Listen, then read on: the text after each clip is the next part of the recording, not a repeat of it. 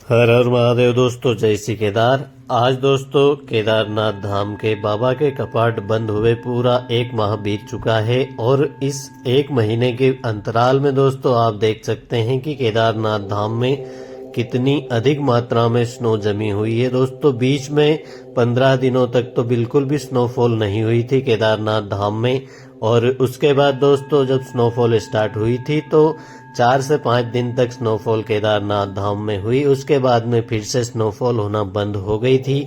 उसके बाद में दोस्तों केदारनाथ धाम में लगातार धूप निकलने का जो सिलसिला है वह चलता रहा और सारी स्नो पिघल गई थी। मगर दोस्तों पिछले 5 दिनों से केदारनाथ धाम में लगातार ही स्नोफॉल हो रही है, जिसके कारण आप देख सकते हैं कि पूरी केदार घाटी में दोस्तों 2 से 3 फीट के आसपास बर्फ जमी हुई है। मंदिर प्रांगण में 1 से 1.5 फीट बर्फ जमी हुई है दोस्तों। और जो दूर दराज के इलाके हैं, ऊपर की जो पहाड़ियां हैं, जो चोटियां हैं हिमालय पर्वत की, उस पर बहुत ही अधिक मात्रा में स्नोफॉल जमी हुई है।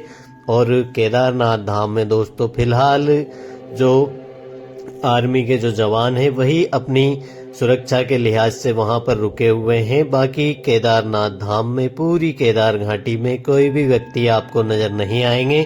और दोस्तों केदारनाथ धाम में जो ललित रामदास जी महाराज है वह केदारनाथ धाम में ही रहकर वहीं पे अपनी जो उनका आश्रम है वहीं पे निवास करते हैं। इन ठंड के दिनों में भी दोस्तों जब बहुत ही अधिक मात्रा में स्नोफॉल होती है, उस समय पर भी ललित रामदास जी महाराज केदारनाथ धाम में ही अपने आश्रम में रहते हैं और नित्य प्रतिदिन बाबा केदार की सेवा पूजा अर्चना करते रहते हैं। और दोस्तों बहुत सारे दोस्तों के कमेंट ये भी आए थे पिछले दिनों कि क्या केदारनाथ धाम के कपाट बंद होने के बाद में हम केदारनाथ धाम तक पहुंच सकते हैं, जाना चाहिए या नहीं जाना चाहिए। तो दोस्तों आप सभी को यह बहुत ही जरूरी जानकारी वीडियो के माध्यम से देना चाहता हूं कि केदारनाथ धाम के जब कपाट बंद हो जाते हैं उसके बाद में आपको केदारनाथ धाम की तरफ कभी नहीं जाना चाहिए।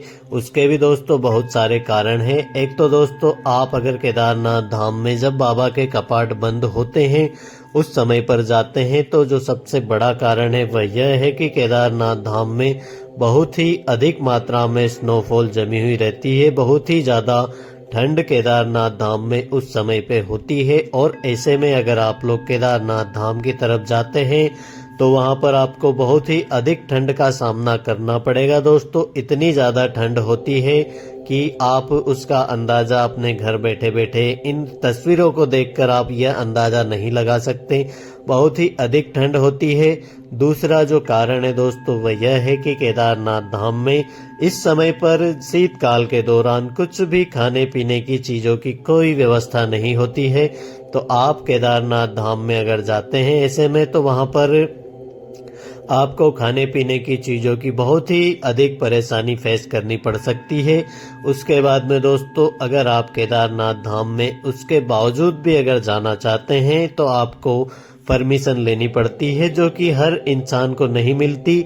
जो केदारनाथ धाम के आसपास के इलाकों के जो लोकल लोग हैं जो यहाँ पे निवास करते हैं उन्हीं लोगों को परमिशन दी जाती है। जो बाहर से आते हैं उन लोगों को केदारनाथ धाम तक पहुंचने की परमिशन नहीं दी जाती, क्योंकि दोस्तों उसके भी बहुत सारे कारण होते हैं जिन कारणों के कारण दोस्तों आपको यह परमिशन नहीं मिल सकती। तो केदारनाथ धाम में दोस्तों फिलहाल शीतकाल के दौरान जाना किसी भी लिहाज से सुरक्षित भी नहीं है और वहां जाने का कोई कारण भी नहीं होता है। दोस्तों केदारनाथ धाम में जब बाबा केदार के कपाट खुल जाए उसके बाद में आप सभी लोग केदारनाथ धाम में जा सकते हैं और आपको बाबा केदार के कपाट भी खुले हुए मिलेंगे। तो महादेव के दर्शन भी आप उस समय पर बहुत ही अच्छे प्रकार से कर पाएंगे।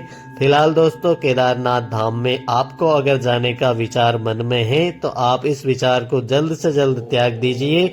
जब बाबा केदार के कपाट खुलेंगे उस समय पर ही आप केदारनाथ धाम में जाकर महादेव के दर्शन करिए।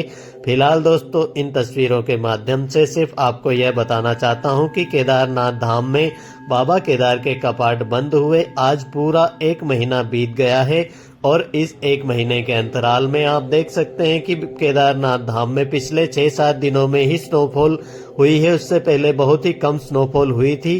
बाकी अभी जो स्नोफॉल है उसका जो आप देख सकते हैं कि केदारनाथ धाम में बहुत ही अधिक मात्रा में स्नोफॉल है और केदारनाथ धाम का जो टेम्परेचर है -15 डिग्री तक पहुंच गया है अभी।